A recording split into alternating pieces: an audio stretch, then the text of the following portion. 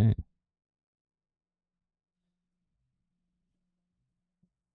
That's it. We're rolling.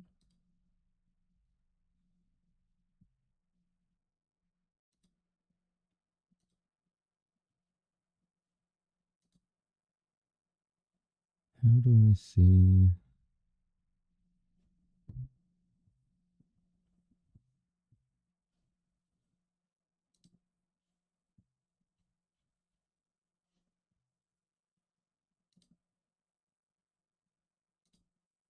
Okay, cool.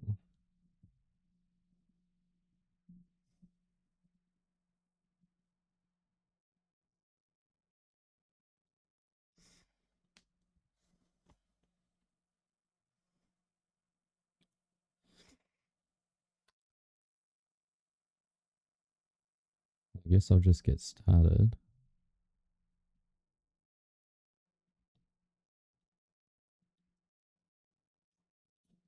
Tonight we are reading none other than The Fellowship of the Ring by J.R.R Tolkien.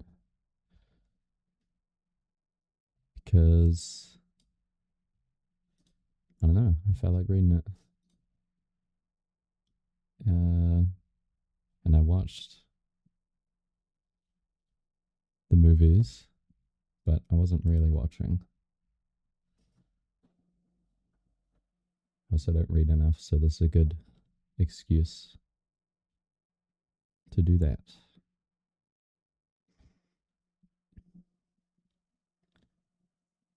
The Lord of the Rings, Part 1.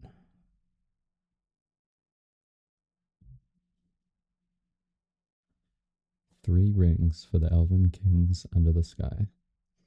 7 for the dwarf lords in their halls of stone. 9 for mortal men doomed to die. 1 for the Dark Lord on his dark throne.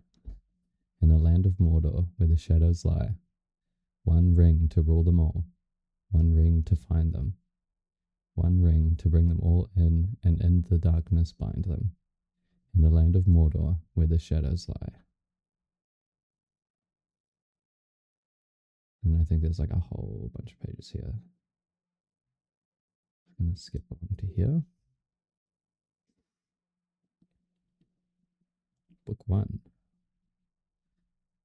Chapter 1, A Long Expected Party.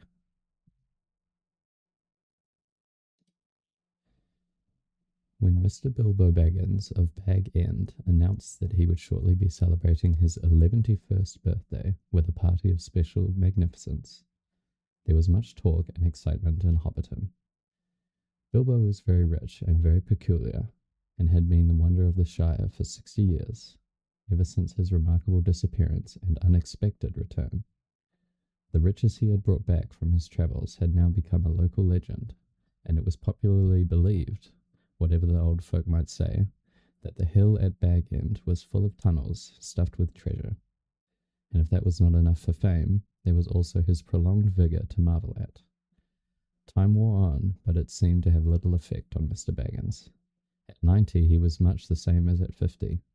At 99 they began to call him well preserved, but unchanged would have been nearer the mark.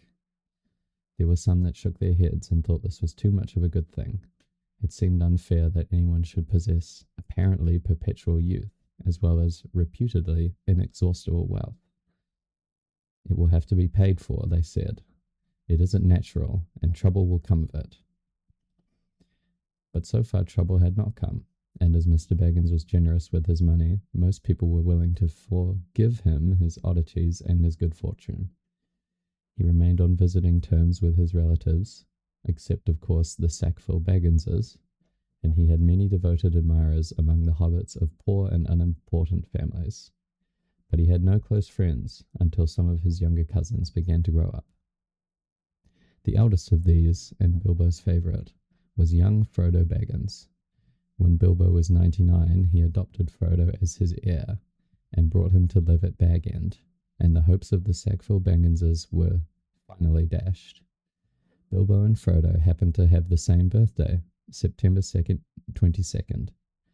You had better come and live here, Frodo, my lad, said Bilbo one day, and then we can celebrate our birthday parties comfortably together.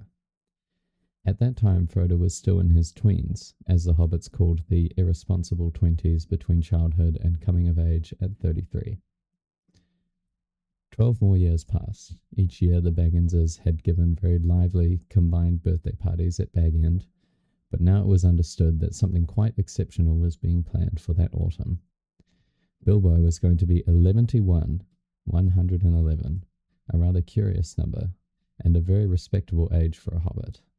The old Took himself had only reached 130, and Frodo was going to be 33, an important number, the date of his coming of age. Tongues began to wag in Hobbleton and Bywater, and rumour of the coming event travelled all over the Shire. The history and character of Mr. Bilbo Baggins became once again the chief topic of conversation, and the older folks suddenly found their reminiscences in welcome demand. No one had a more attentive audience than old Ham Gamgee, commonly known as the Gaffer. He held forth at the Ivy Bush, a small inn on the Bywater Road, and he spoke with some authority, for he had tended the garden at Bag End for 40 years, and had helped old Holman in the same job before that. Now that he was himself growing old and stiff in the joints, the job was mainly carried on by his youngest son, Sam Gamgee. Both father and son were on very friendly terms with Bilbo and Frodo. They lived on the hill itself, in number 3 Bagshot Row, just below Bag End. A very nice, well-spoken, gentle hobbit is Mr. Bilbo, as I've always said, the Gaffer declared, with perfect truth, for Bilbo was very polite to him, calling him Master Hamfast, and consulting him constantly upon the growing of vegetables. In the matter of roots, especially potatoes, the Gaffer was recognised as the leading authority by all in the neighbourhood, including himself. "But what about this Frodo that lives with him?" asked old Noakes of Bywater. "Baggins is his name, but he's more than half a brandybuck, they say. It beats me why any Baggins of Hobbiton should go looking for a wife away there in Buckland, where folks are so queer." "And no wonder they're queer," put in Daddy Two-Foot, the Gaffer's next-door neighbour. "If they live on the wrong side of the Brandywine River, and right against the old forest, there's a dark, bad place, if half the tales be true." "You're right, Dad," said the Gaffer. "Not that the Brandybucks of Buckland live in the old forest, but they're a queer breed, seemingly. They fool about with boats on that big river, and that isn't natural. Small wonder that trouble came out of it, I say. But be that as it may, Mr. Frodo is a nicer young hobbit as you could wish to meet. Very much like Mr. Bilbo, and in more than looks. After all, his father was a Baggins. A decent, respectable hobbit was Mr. Drogo Baggins. There was never much to tell of him, till he was drowned." "Drowned?" said several voices. They had heard this and other darker rumours before, of course, but hobbits have a passion for family history, and they were ready to hear it again. "Well, so they say," said the Gaffer. "You see, Mr. Drogo, he married poor Miss Primula Brandybuck. She was our Mr. Bilbo's first cousin on the mother's side, her mother being the youngest of the old Took's daughters, and Mr. Drogo was his second cousin. So Mr. Frodo and his first and second cousin once removed either way, as the saying is, if you follow me. And Mr. Drogo was staying at Brandy Hall with his father-in-law, old Master Gorbodoc, as he often did after his marriage, him being partial to his victuals, and old Gorbodoc keeping a mighty generous table. And he went out boating on the Brandywine River, and he and his wife were drowned, and poor Mr. Frodo only a child and all. I've heard they went on the water after dinner in the moonlight, said old Noakes, and it was Drogo's weight as sunk the boat. And I heard she pushed him in, and he pulled her in after him, said Sandyman, the Hobbiton miller. You shouldn't listen to all you hear, Sandyman, said the Gaffer, who did not much like the miller. There isn't no call to go, talking of pushing and pulling. Boats are quite tricky enough for those that sit still without looking further for the cause of trouble. Anyway, there was this Mr. Frodo left an orphan and stranded, as you might say, among those queer Bucklanders, being brought up anyhow in Brandy Hall. A regular warren by all accounts, old Master Gorbodoc never had fewer than a couple of hundred relations in the place. Mr. Bilbo never did a kinder deed than when he brought the lad back to life among decent folk. But I reckon it was a nasty knock for those Sackville Bagginses. They thought they were going to get Bag End that time when he went off and was thought to be dead. And then he comes back and orders them off, and he goes on living and never looking a day older, bless him. And suddenly he produces an heir and has all the papers made out proper.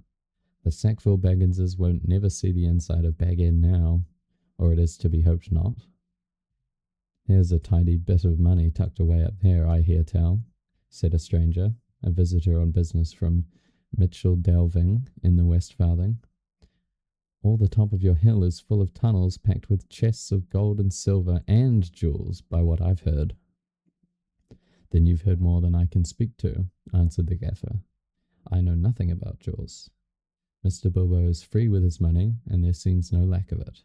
But I know of no tunnel making. I saw Mr. Bilbo when he came back, a matter of 60 years ago, when I was a lad.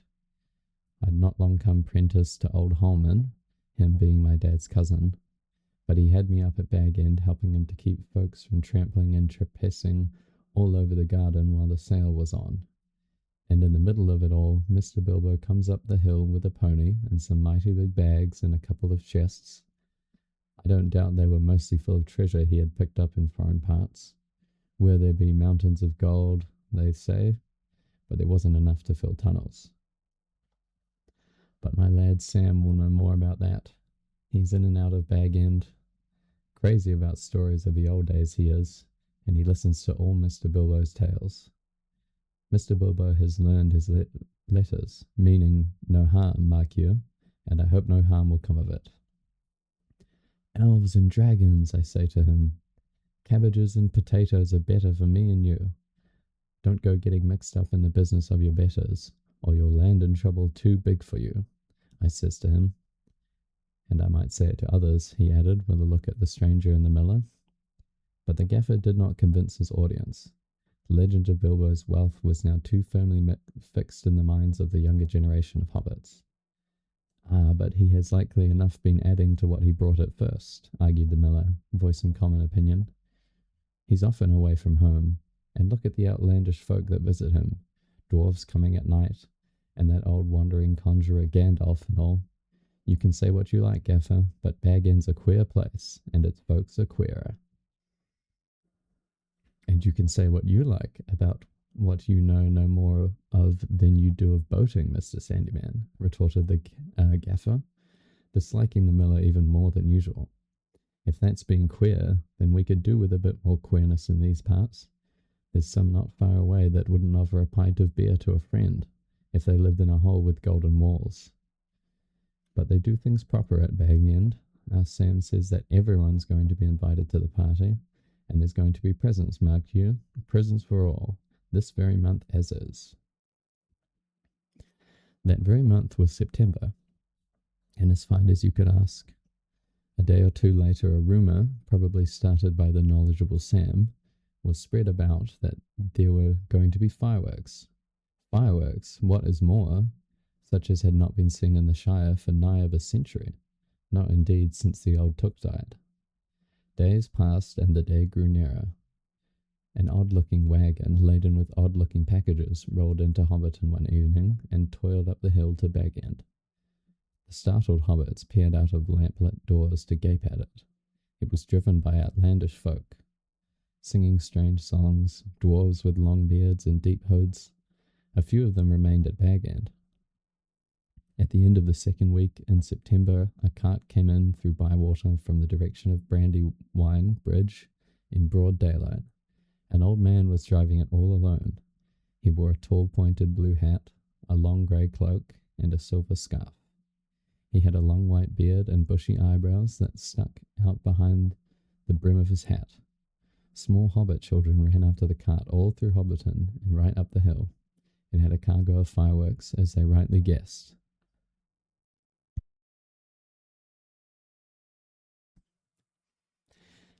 At Bilbo's front door, the old man began to unload. There were great bundles of fireworks of all sorts and shapes, each labelled with a large red G and the elf rune. This thing. That was Gandalf's mark, of course, and the old man was Gandalf the Wizard, whose fame in the Shire was due mainly to his skill with fires, smokes, and lights. His real business was far more difficult and dangerous, but the Shire folk knew nothing about it. To them he was just one of the attractions at the party. Hence the excitement of the hobbit children. "Gee for grand," they shouted, and the old man smiled. They knew him by sight, though he only appeared in Hobbiton occasionally, and never stopped long. But neither they nor any but the oldest of their elders had seen one of his fireworks displays. They now belonged to a legendary past. When the old man, helped by Bilbo and some dwarves, had finished unloading, Bilbo gave a few pennies away, but not a single squib or cracker was forthcoming, to the disappointment of the onlookers. "Run away now," said Gandalf. "You will get plenty when the time comes." Then he disappeared inside with Bilbo, and the door was shut. The young hobbits stared at the door in vain for a while, and then made off, feeling that the day of the party would never come. Inside Bag End, Bilbo and Gandalf were sitting at the open window of a small room looking out west onto the garden. The late afternoon was bright and peaceful. The flowers glowed red and golden, snapdragons and sunflowers, and nasturtiums trailing all over the turf walls and peeping in at the round windows. "How bright your garden looks," said Gandalf. "Yes," said Bilbo, "I am very fond indeed of it, and of all the dear old Shire, but I think I need a holiday." "You mean to go on with your plan, then?" "I do. I made up my mind months ago, and I haven't changed it." "Very well. It is no good saying any more. Stick to your plan, the whole plan, mind, and I hope it will turn out for the best for you and for all of us." "I hope so. Anyway, I mean to enjoy myself on Thursday and have my little joke." "Who will laugh, I wonder?" said Gandalf, shaking his head. "We shall see," said Bilbo. The next day more carts rolled up the hill, and still more carts. There might have been some grumbling about dealing locally, but that very week orders began to pour out of Bag End for every kind of provision, commodity, or luxury that could be obtained in Hobbiton or Bywater, or anywhere in the neighbourhood. People became enthusiastic. They began to tick off the days on the calendar, and they watched eagerly for the postman, hoping for invitations. Before long the invitations began pouring out, and the Hobbiton post office was blocked, and the Bywater post office was snowed under, and voluntary assistant postmen were called for. There was a constant stream of them going up the hill, carrying hundreds of polite variations on "thank you, I shall certainly come." A notice appeared on the gate at Bag End: "No admittance except on party business." Even those who had, or pretended to have party business, were seldom allowed inside. Bilbo was busy, writing invitations, ticking off answers, packing up presents, and making some private preparations of his own. From the time of Gandalf's arrival, he remained hidden from view. One morning the hobbits woke to find a large field, south of Bilbo's front door, covered with ropes and poles for tents and pavilions. A special entrance was cut into the bank leading to the road, and wide steps and a large white gate were built there. The 3 hobbit families of Bagshot Row, adjoining the field, were intensely interested and generally envied. Old Gaffer Gamgee stopped even pretending to work on his garden. The tents began to go up.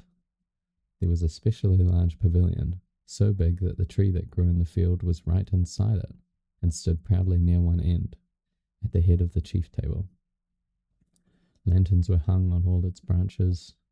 More promising still, to the hobbit's mind, an enormous open-air kitchen was erected in the north corner of the field. A draught of cooks from every inn and eating house for miles around arrived to supplement the dwarves and other odd folk that were quartered at Bag End.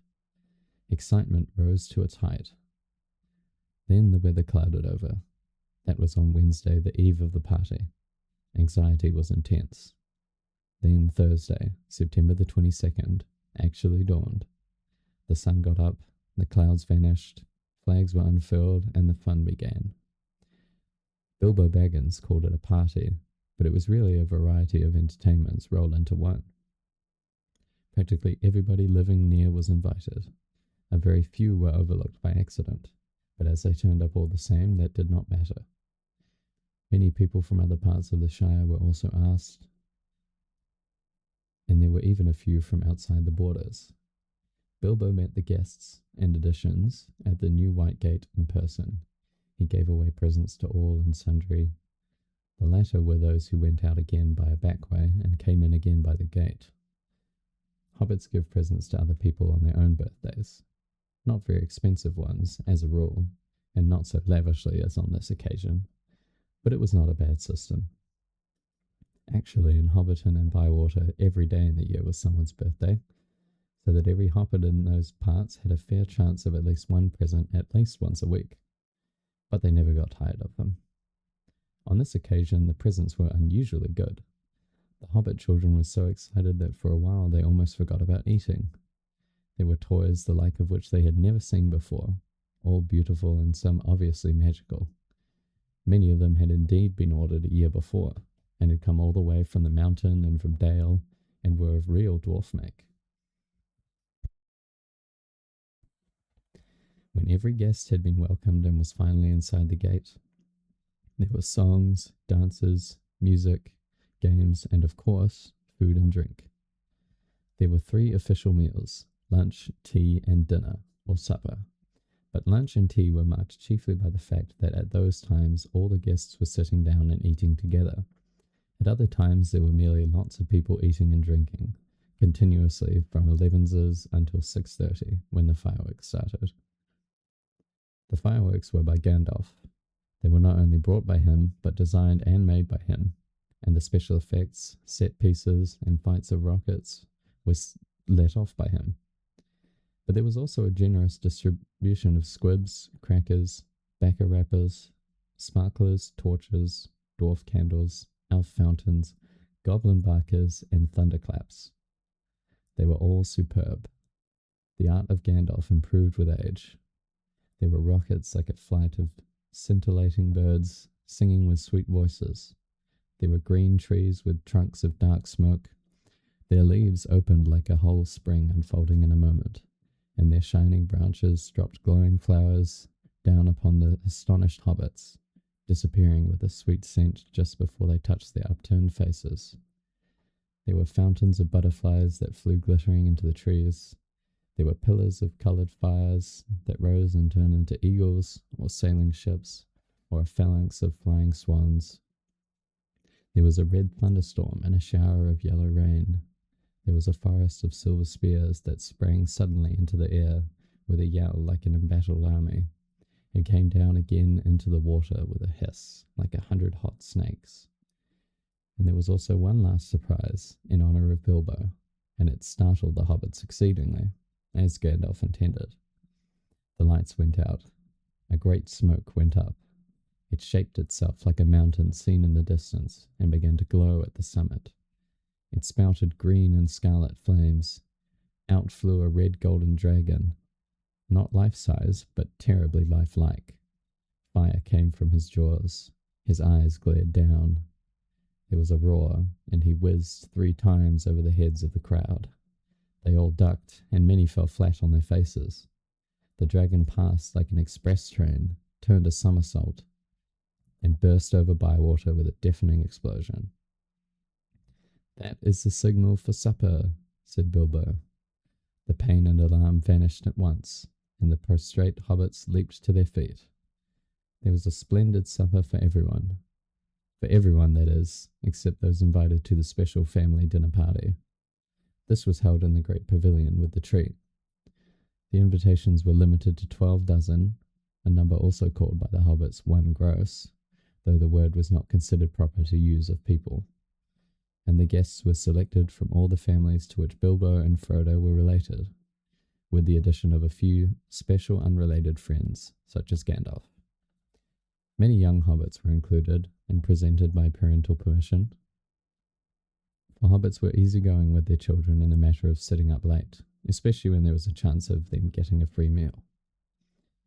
Bringing up young hobbits took a lot of provender. There were many Bagginses and Boffins, and also many Tooks and Brandybucks. There were various Grubbs, relations of Bilbo Baggins' grandmother, and various Chubbs, connections of his Took grandfather, and a selection of Burrowses, Bulgers, Bracegirdles, Brockhouses, Goodbodies, Hornblowers, and Proudfoots. Some of these were only very distantly connected with Bilbo, and some had hardly ever been in Hobbiton before, as they lived in remote corners of the Shire. The Sackville Bagginses were not forgotten. Otho and his wife Lobelia were present. They disliked Bilbo and detested Frodo, but so magnificent was the invitation card, written in golden ink, that they had felt it was impossible to refuse. Besides, their cousin Bilbo had been specializing in food for many years, and his table had a high reputation. All the 144 guests expected a pleasant feast, though they rather dreaded the after-dinner speech of their host, an inevitable item. He was liable to drag in bits of what he called poetry, and sometimes, after a glass or two, would allude to the absurd adventures of his mysterious journey. The guests were not disappointed. They had a very pleasant feast, in fact an engrossing entertainment, rich, abundant, varied, and prolonged. The purchase of provisions fell almost to nothing throughout the district of the ensuing weeks, but as Bilbo's catering had depleted the stocks of most of the stores, cellars, and warehouses for miles around, that did not matter much. After the feast, more or less, came the speech. Most of the company were, however, now in a tolerant mood, at that delightful stage which they called filling up the corners. They were sipping their favourite drinks and nibbling at their favourite dainties, and their fears were forgotten. They were prepared to listen to anything, and to cheer at every full stop. "My dear people," began Bilbo, rising in his place. "Hear, hear, hear," they shouted, and kept on repeating it in chorus, seeming reluctant to follow their own advice. Bilbo left his place and went and stood on a chair under the illuminated tree. The light of the lanterns fell on his beaming face. The golden buttons shone on his embroidered silk waistcoat. They could all see him standing, waving one hand in the air. The other was in his trouser pocket. "My dear Bagginses and Boffins," he began again, "and my dear Tooks and Brandybucks, and Grubbs and Chubbs, and Burrowses, and Hornblowers, and Bulgers, Bracegirdles, Goodbodies, Brockhouses, and Proudfoots." "Proud feet," shouted an elderly hobbit from the back of the pavilion. His name, of course, was Proudfoot, and well merited. His feet were large, exceptionally furry, and both were on the table. "Proudfoots," repeated Bilbo. "Also my good Sackville Bagginses that I welcome back at last to Bag End. Today is my 111th birthday. I am 111 today. Hooray, hooray! Many happy returns," they shouted, and they hammered joyously on the tables.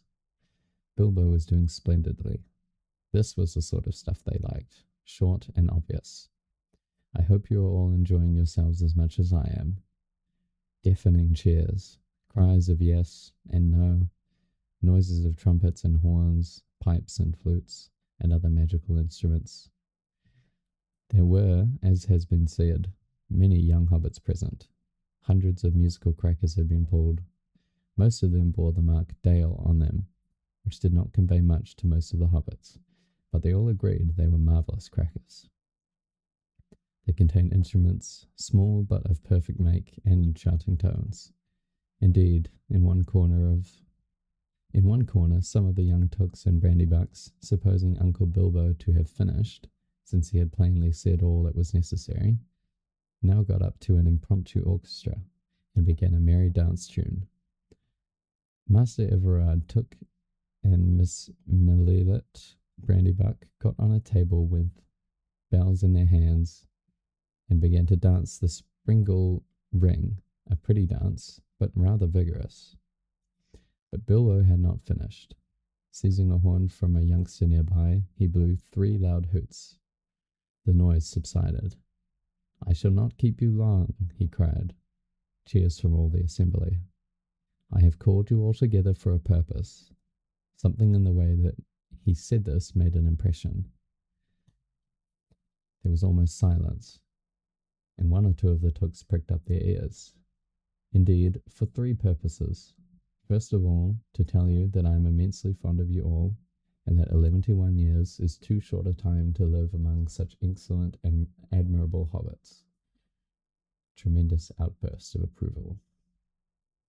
I don't know half of you half as well as I should like, and I like less than half of you half as well as you deserve. This was unexpected and rather difficult. There was some scattered clapping, but most of them were trying to work it out and see if it came to a compliment. Secondly, to celebrate my birthday. Cheers again. I should say our birthday, for it is, of course, also the birthday of my heir and nephew Frodo. He comes of age and into his inheritance today. Some perfunctory clapping by the elders, and some loud shouts of Frodo, Frodo, jolly old Frodo from the juniors. The Sackville Bagginses scowled and wondered what was meant by coming into his inheritance. Together we score 144. Your numbers were chosen to fit this remarkable total. One gross, if I may use the expression. No cheers. This was ridiculous. Many of the guests, and especially the Sackville Bagginses, were insulted, feeling sure they had only been asked to fill up the required number, like goods in a package. One gross indeed. Vulgar expression.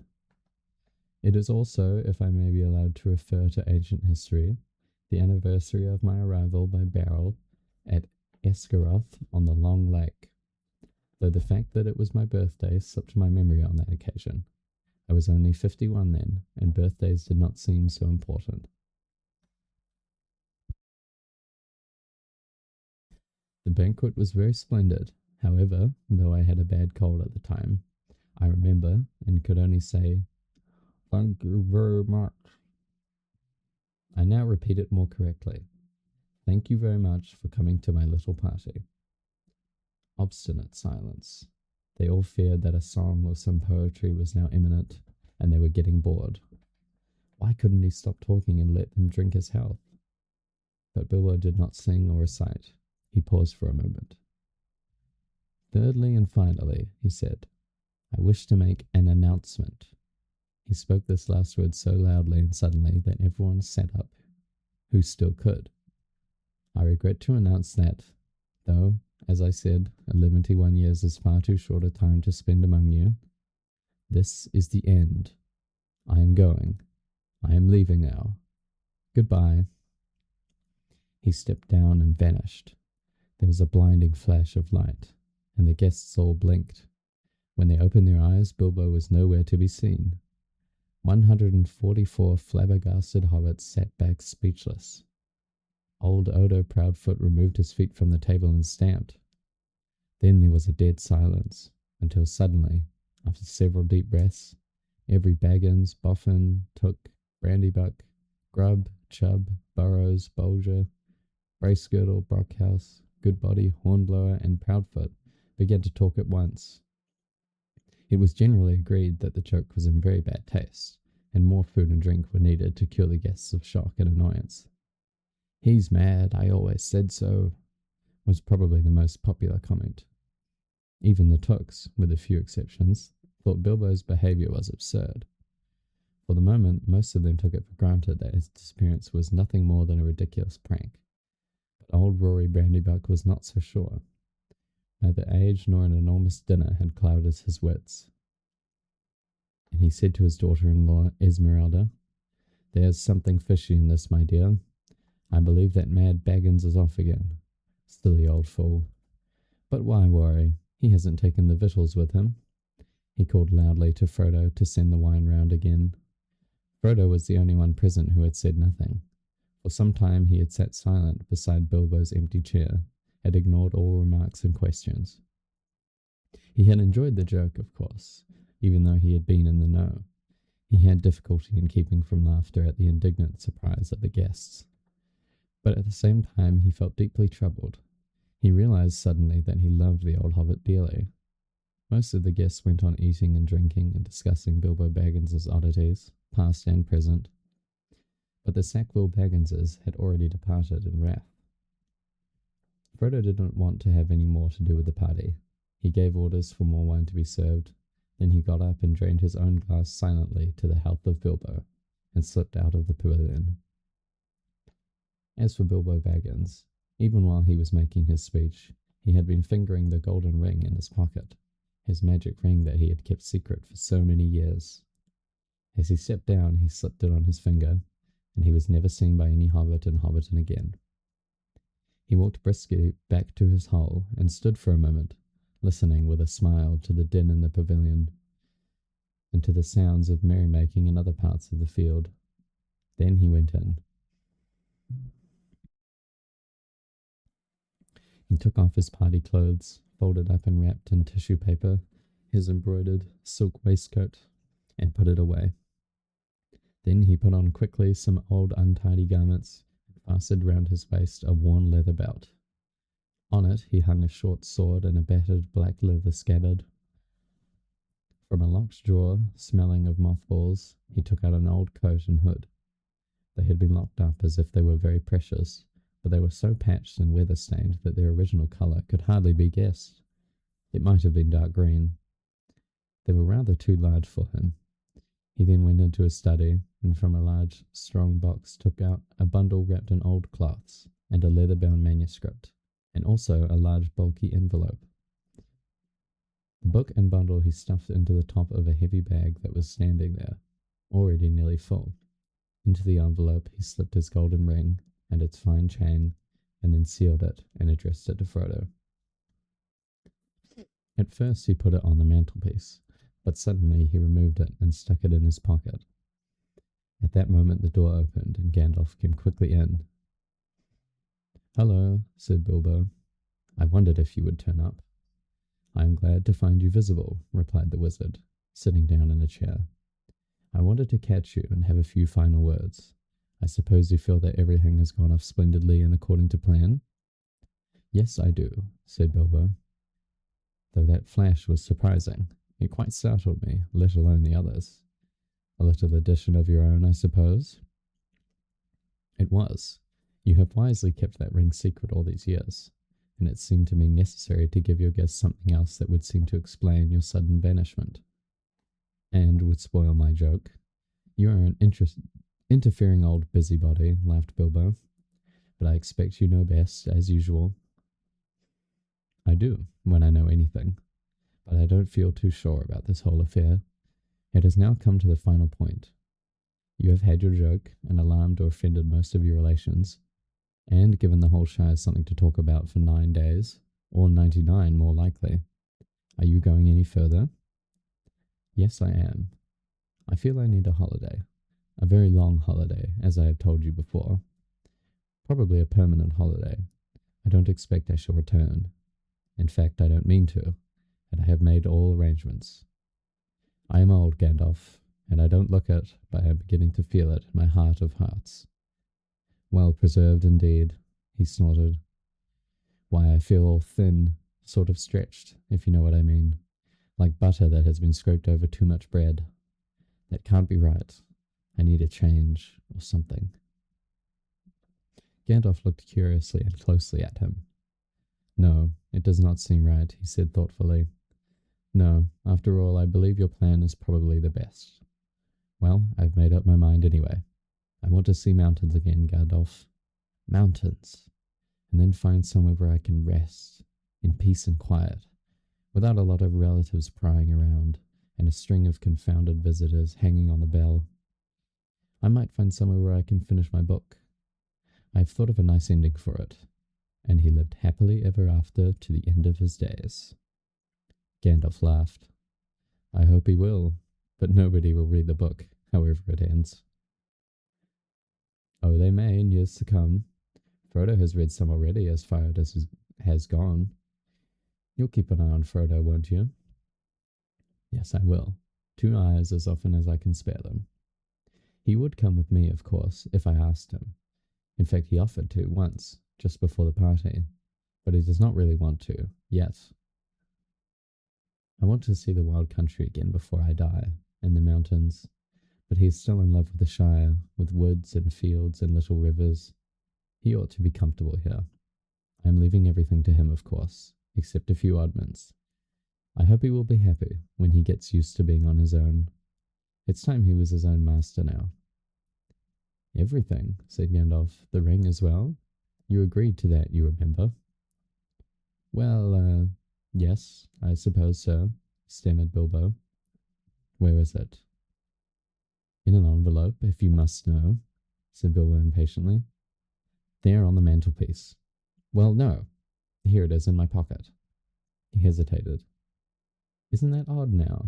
He said softly to himself. Yet after all, why not? Why shouldn't it stay there? Gandalf looked again very hard at Bilbo, and there was a gleam in his eyes. I think, Bilbo, he said quietly, I should leave it behind. Don't you want to? Well, yes, and no. Now it comes to it, I don't like parting with it at all, I may say, and I don't really see why I should. Why do you want me to? He asked, and a curious change came over his voice. It was sharp with suspicion and annoyance. You are always badgering me about my ring, but you have never bothered me about the other things that I got on my journey. No, but I had to badger you, said Gandalf. I wanted the truth. It was important. Magic rings are, well, magical, and they are rare and curious. I was professionally interested in your ring, you may say, and I still am. I should like to know where it is if you go wandering again. Also, I think you have had it quite long enough. You won't need it any more, Bilbo, unless I am quite mistaken. Bilbo flushed, and there was an angry light in his eyes. His kindly face grew hard. Why not? He cried. And what business is it of yours, anyway, to know what I do with my own things? It is my own. I found it. It came to me. Yes, yes, said Gandalf, but there was no need to get angry. If I am, it is your fault, said Bilbo. It is mine, I tell you. My own, my precious, yes, my precious. The wizard's face remained grave and attentive, and only a flicker in his deep eyes showed that he was startled and indeed alarmed. It has been called that before, he said, but not by you. But I say it now, and why not? Even if Gollum said the same once, it's not his now, but mine, and I shall keep it, I say. Gandalf stood up. He spoke sternly. You will be a fool if you do, Bilbo, he said. You make that clear with every word you say. It has got far too much hold on you. Let it go, and then you can go yourself and be free. I'll do as I choose and go as I please, said Bilbo obstinately. Now, my dear Hobbit, said Gandalf, all your long life we have been friends, and you owe me something. Come, do as you promised, give it up. Well, if you want my ring yourself, say so, cried Bilbo. But you won't get it. I won't give my precious away, I tell you. His hand strayed to the hilt of his small sword. Gandalf's eyes flashed. It will be my turn to get angry soon, he said. If you say that again, I shall. Then you will see Gandalf the Grey uncloaked.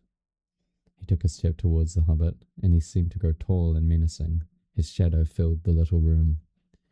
Bilbo backed away to the wall, breathing hard, his hand clutching at his pocket. They stood for a while facing one another, and the air of the room tingled. Gandalf's eyes remained bent on the hobbit. Slowly his hands relaxed, and he began to tremble. I don't know what has come over you, Gandalf, he said. You have never been like this before. What is it all about? It is mine, isn't it? I found it, and Gollum would have killed me if I hadn't kept it. I'm not a thief, whatever he said. I have never called you one, Gandalf answered, and I am not one either. I am not trying to rob you, but to help you. I wish you would trust me as you used. He turned away, and the shadow passed. He seemed to dwindle again to an old grey man, bent and troubled. Bilbo drew his hand over his eyes. I am sorry, he said, but I felt so queer, and yet it would be a relief in a way not to be bothered with it any more. It has been so growing on my mind lately. Sometimes I have felt it was like an eye looking at me, and I am always wanting to put it on and disappear. Don't you know? or wondering if it is safe and pulling it out to make sure. I tried locking it up, but I found I couldn't resist without it in my pocket. I don't know why, and I don't seem able to make up my mind. Then trust mine, said Gandalf. It is quite made up. Go away and leave it behind. Stop possessing it. Give it to Frodo, and I will look after him. Bilbo stood for a moment, tense and undecided. Presently he sighed. All right, he said with an effort. I will. And he shrugged his shoulders and smiled rather ruefully. After all, that's what this party business was all about. Really, to give away lots of birthday presents, and somehow make it easier to give it away at the same time. It hasn't made it any easier in the end, but it would be a pity to waste all my preparations. It would quite spoil the joke. Indeed, it would take away the only point I ever saw in the affair, said Gandalf. Very well, said Bilbo. It goes to Frodo with all the rest. He drew a deep breath. And now I really must be starting, or somebody else will catch me. I have said goodbye, and I couldn't bear to do it all over again. He picked up his bag and moved to the door. You have still got the ring in your pocket, said the wizard. Well, so I have, cried Bilbo. And my will and all the other documents too. You had better take it and deliver it for me. That will be safest. No, don't give the ring to me, said Gandalf. Put it on the mantelpiece. It will be safe enough there till Frodo comes. I shall wait for him.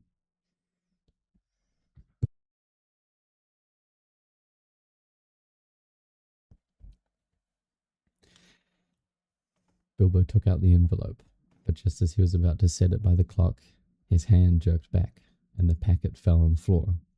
Before he could pick it up, the wizard stooped and seized it and set it in its place. A spasm of anger passed swiftly over the hobbit's face again. Suddenly it gave way to a look of relief and a laugh.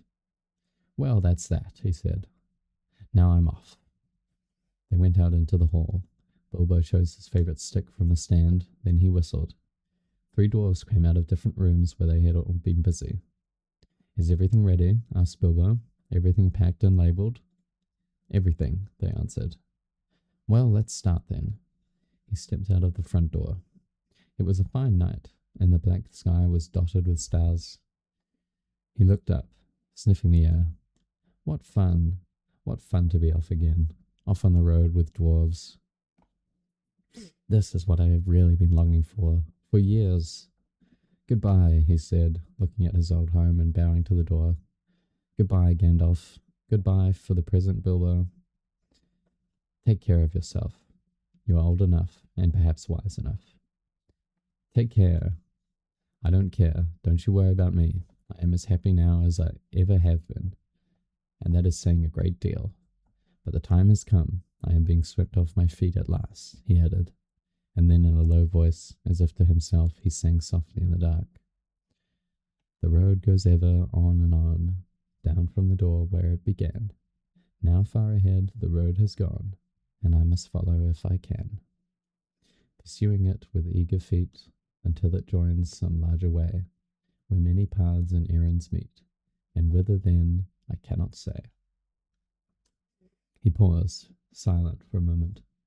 Then without another word he turned away from the lights and voices in the field and tents, and followed by his 3 companions, went round into his garden and trotted down the long sloping path.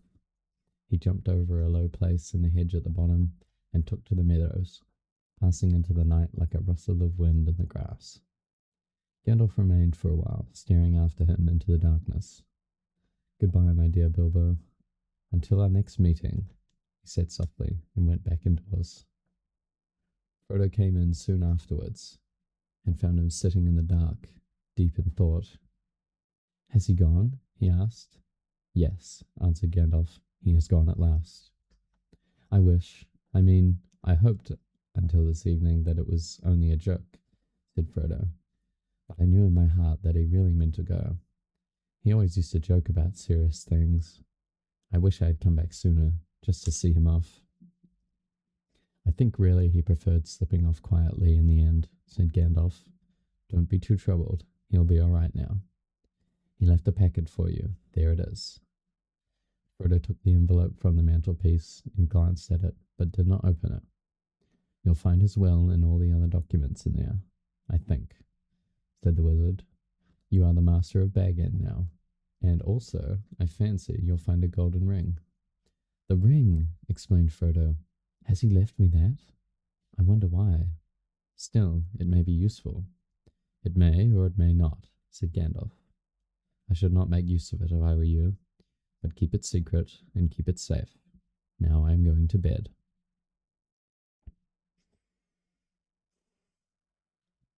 How long is this chapter?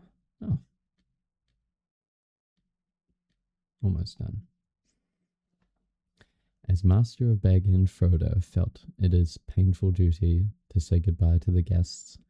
Rumours of strange events had by now spread all over the field, but Frodo would only say, no doubt, everything will be cleared up in the morning. About midnight, carriages came for the important folk. One by one they rolled away, filled with full but very unsatisfied hobbits. Gardeners came by arrangement and removed in wheelbarrows those that had inadvertently remained behind. Night slowly passed. The sun rose. The hobbits rose rather later. Morning went on. People came and began, by orders, to clear away the pavilions and the tables and the chairs, and the spoons and knives and bottles and plates, and the lanterns and the flowering shrubs and boxes, and the crumbs and cracker paper, the forgotten bags and gloves and handkerchiefs, and the uneaten food, a very small item. Then a number of other people came, without orders, Bagginses and Boffins and Bolgers and Tooks, and other guests that lived or were staying near. By midday, when even the best fed were out and about again, there was a large crowd at Bag End, uninvited but not unexpected. Frodo was waiting on the step, smiling, but looking rather tired and worried. He welcomed all the callers, but he had not much more to say than before. His reply to all inquiries was simply this: Mr. Bilbo Baggins has gone away, as far as I know, for good. Some of the visitors he invited to come inside, as Bilbo had left messages for them. Inside in the hall there was piled a large assortment of packages and parcels and smaller articles of furniture. On every item there was a label tied. There were several labels of this sort. For Adelard took, for his very own, from Bilbo, on an umbrella. Adelard had carried off many unlabelled ones. For Dora Baggins, in memory of a long correspondence with love from Bilbo, on a large waste paper basket. Dora was Drogo's sister and the eldest surviving female relative of Bilbo and Frodo. She was 99 and had written reams of good advice for more than half a century. For Milo Burrows, hoping it will be useful, from B.B. on a gold pen and ink bottle. Milo never answered letters. For Angelica's use, from Uncle Bilbo, on a round convex mirror. She was a young Baggins, and too obviously considered her face shapely. For the collection of Hugo Bracegirdle, from a contributor, on an empty bookcase. Hugo was a great borrower of books, and worse than usual at returning them. For Lobelia Sackville Baggins, as a present, on a case of silver spoons. Bilbo believed that she had acquired a good many of his spoons, while he was away on his former journey. Lobelia knew that quite well. When she arrived later in the day, she took the point at once, but she also took the spoons. There was only a small selection of the assembled presents. Bilbo's residence had got rather cluttered up with things in the course of his long life. It was a tendency of hobbit holes to get cluttered up, for which the custom of giving so many birthday presents was largely responsible. Not, of course, that the birthday presents were always new. There were one or two old mathams of forgotten uses that had circulated all around the district, but Bilbo had usually given new presents and kept those that he received. The old hole was now being cleared a little. Every one of the various parting gifts had labels, written out personally by Bilbo, and several had some point, or some joke. But of course, most of the things were given where they would be wanted and welcome. The poorer hobbits, and especially those of Bagshot Row, did very well. Old Gaffer Gamgee got 2 sacks of potatoes, a new spade, a woolen waistcoat, and a bottle of ointment for creaking joints. Old Roy Brandybuck, in return for much hospitality, got a dozen bottles of old Wynyards, a strong red wine from the South Farthing, and now quite mature, as it had been laid down by Bilbo's father. Rory quite forgave Bilbo, and voted him a capital fellow after the first bottle. There was plenty of everything left for Frodo, and of course all the chief treasures, as well as the books, pictures, and more than enough furniture, were left in his possession. There was, however, no sign nor mention of money or jewellery. Not a penny piece or a glass bead was given away. Frodo had a very trying time that afternoon. A false rumour that the whole household was being distributed free spread like wildfire, and before long the place was packed out with people who had no business there, but could not be kept out. Labels got torn off and mixed, and quarrels broke out. Some people tried to do swaps and deals in the hall, and others tried to make off with minor items not addressed to them, or with anything that seemed unwanted or unwashed. The road to the gate was blocked with barrows and handcarts. In the middle of the commotion was the Sackville Bagginses. Frodo had retired for a while and left his friend Merry Brandybuck to keep an eye on things. When Otho loudly demanded to see Frodo, Merry bowed politely. "He is indisposed," he said. "He is resting." "Hiding, you mean," said Lobelia. "Anyway, we want to see him and we mean to see him. Just go and tell him so." Merry left them a long while in the hall, and they had time to discover their parting gift of spoons. It did not improve their tempers. Eventually they were shown into the study. Frodo was sitting at a table with a lot of papers in front of him. He looked indisposed, to see Sackville Bagginses at any rate, and he stood up, fidgeting with something in his pocket. But he spoke quite politely. The Sackville Bagginses were rather offensive. They began by offering him bad bargain prices, as between friends, for various valuable and unlabelled things. When Frodo replied that only the things specially directed by Bilbo were being given away, they said the whole affair was very fishy. "Only one thing is clear to me," said Otho, "and that is that you are doing exceedingly well out of it. I insist on seeing the will." Otho would have been Bilbo's heir, but for the adoption of Frodo.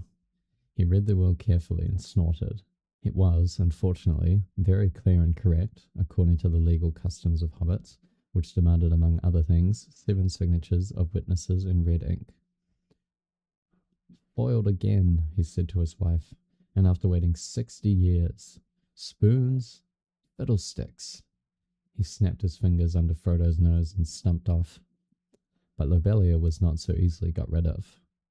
A little later, Frodo came out of the study to see how things were going on, and found her still about the place, investigating nooks and corners and tapping the floors.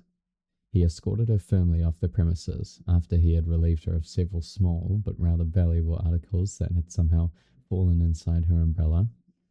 Her face looked as if she was in the throes of thinking out a really crushing parting remark, but all she had found to say, turning around on the step, was, "You'll live to regret it, young fellow. Why don't you go too? You don't belong here. You're no Baggins. You're a Brandybuck." "Did you hear that, Mary? That was an insult, if you like," said Frodo as he shut the door on her. "It was a compliment," said Merry Brandybuck, "and so, of course, not true." Then they went round the hall and evicted 3 young hobbits, 2 boffins and a bolger, who were knocking holes in the walls of one of the cellars. Frodo also had a tussle with young Sancho Proudfoot, old Odo Proudfoot's grandson, who had begun an excavation in the larger pantry, where he thought there was an echo. The legend of Bilbo's gold excited both curiosity and hope, for legendary gold, mysteriously obtained if not positively ill-gotten, is, as everyone knows, anyone's for the finding, unless the search is interrupted. When he had overcome Sancho and pushed him out, Frodo collapsed on a chair in the hall. "It's time to close the shop, Mary," he said. "Lock the door, and don't open it to anyone today, not even if they bring a battering ram." Then he went to revive himself with a belated cup of tea. He had hardly sat down when there came a soft knock at the front door. Lobelia again, most likely, he thought. She must have thought of something really nasty and have come back again to say it. It can wait. He went on with his tea. The knock was repeated, much louder, but he took no notice. Suddenly the wizard's head appeared at the window. "If you don't let me in, Frodo, I shall blow your door right down your hole and out through the hill," he said. "My dear Gandalf, half a minute," cried Frodo, running out of the room to the door. Come in, come in. I thought it was Lobelia." "Then I forgive you, but I saw her some time ago driving a pony trap towards Bywater with a face that would have curdled new milk." She had already nearly curdled me. Honestly, I nearly tried on Bilbo's ring. I longed to disappear. "Don't do that," said Gandalf, sitting down. "Do be careful of that ring, Frodo. In fact, it is partly about that I have come to say a last word." "Well, what about it?" "What do you know already?" "Only what Bilbo told me. I have heard his story, how he found it and how he used it. On his journey, I mean." "Which story, I wonder?" said Gandalf. "Oh, not what he told the dwarves and put in his book," said Frodo.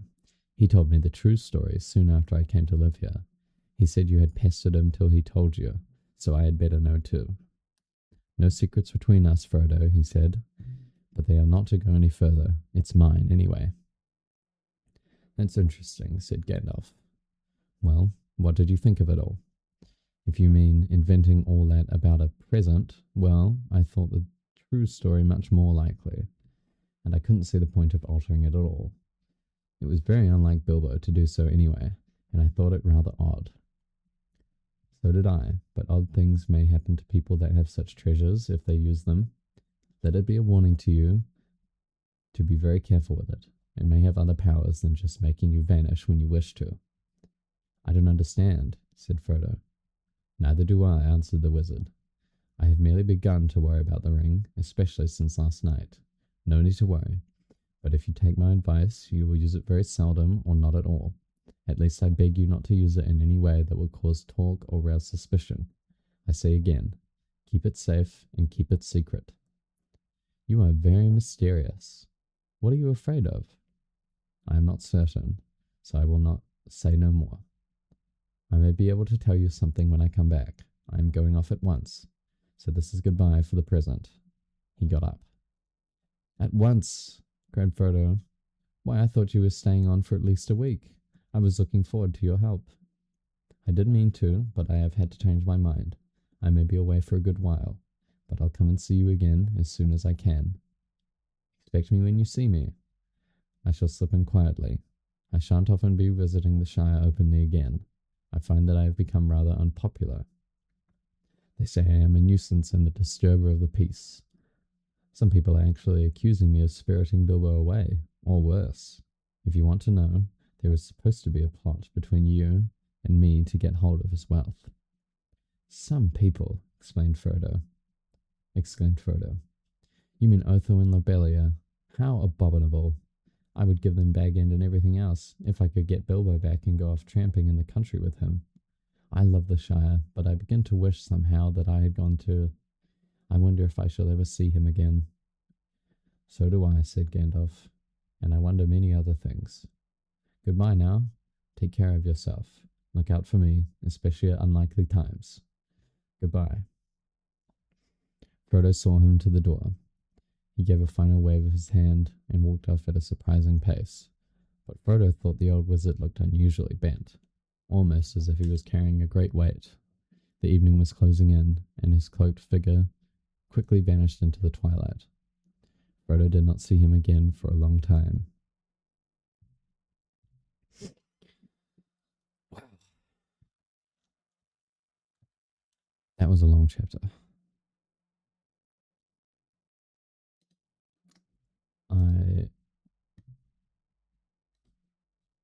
I'm getting sleepy myself.